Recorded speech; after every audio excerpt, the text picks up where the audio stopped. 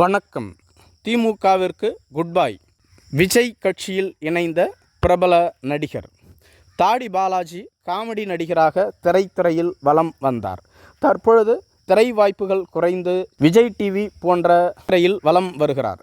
Vijay TV போன்ற தொலைக்காட்சிகளில் ஒரு சில நிகழ்ச்சிகளுக்கு ஆங்கராக செயல்பட்டு வருகிறார். அவர் சில மாதங்களுக்கு முன்பாக திமுகவின் தலைமை அலுவலகத்திற்கு சென்று முதலமைச்சர் மு.க.ஸ்டாலின் அவர்களது முன்னிலையில் திமுகவில் இணைந்தார். இவர் திமுகவில் இணைந்து திமுகவிற்காக பிரச்சாரத்தையும் மேற்கொண்டார். தற்பொழுது திடீரென இவர் தமிழக வெற்றிக் கழகத்தில் இணைந்துள்ளதாக கூறப்படுகிறது.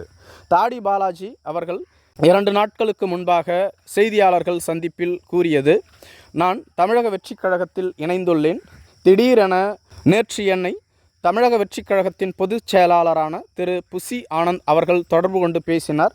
அப்பொழுது தலைவர் விஜய் அவர்கள் உங்களை கட்சியில் இணைந்து பணியாற்ற அழைப்பு விடுத்துள்ளார். நீங்கள் அலுவலகத்திற்கு வாருங்கள் என கூறியிருந்தார். நானும் அலுவலகத்திற்கு சென்றேன். அப்பொழுது தளபதி விஜய் அவர்கள் தமிழக வெற்றிக் கழகத்தில் இணைந்து என்னை பணியாற்றும்படி கேட்டுக்கொண்டார் என்றும், மேலும் மாநாட்டு பணிகளையும் என்னை பார்த்து கொள்ள சொன்னதாகவும் கூறியிருந்தார். மேலும் தமிழக வெற்றிக் கழகத்தின் தலைவரான திரு விஜய் அவர்களை பாரதிய ஜனதா கட்சியின் தமிழிசை சவுந்தரராஜன் அவர்கள் விமர்சனம் செய்திருந்தார். விஜய் அவர்கள் போன படத்திற்கே இதுதான் இறுதி படம் என கூறியிருந்தார். தற்பொழுது 69வது படத்திற்கும் பூஜையை போட்டு தொடங்கியுள்ளார்.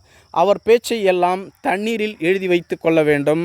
புது அரசியல்வாதிகள் இதுபோன்றுதான் செயல்படுவார்கள். மேலும் விஜய் அவர்கள் எப்படியேனும் கஷ்டப்பட்டு மாநாட்டை நடத்தி விடுவார்.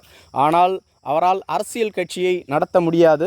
அது வரும் காலங்களில் மக்களுக்கு நன்கு தெரிந்துவிடும் என்றும் கூறியிருந்தார். இது பற்றி தாடி பாலாஜியிடம் செய்தியாளர்கள் கேள்வி எழுப்பிய போது, தமிழிசை சவுந்தரராஜன் அவர்கள் புதுச்சேரி மாநிலத்தின் ஆளுநராக இருந்ததாலோ என்னவோ தண்ணீரில் எழுதி வைத்து கொள்ள வேண்டும் என இரட்டை வசனத்தில் பதில் அளித்திருந்தார். மேலும் விஜய் அவர்களுக்கு தமிழக மக்கள் மத்தியில் பெருத்த செல்வாக்கு உள்ளது. அவர் தமிழக வெற்றிக் கழகத்தை மிக சிறப்பாக நடத்தி வெற்றி பெற்று ஆட்சியையும் கைப்பற்றுவார். தமிழிசை கூறுவது போன்று எதுவும் நடைபெறாது. முதலில் தமிழிசை பாரதிய ஜனதா கட்சியை வெற்றி பெற வைத்துவிட்டு பின்பு பேசட்டும் என கூறியிருந்தார். நன்றி.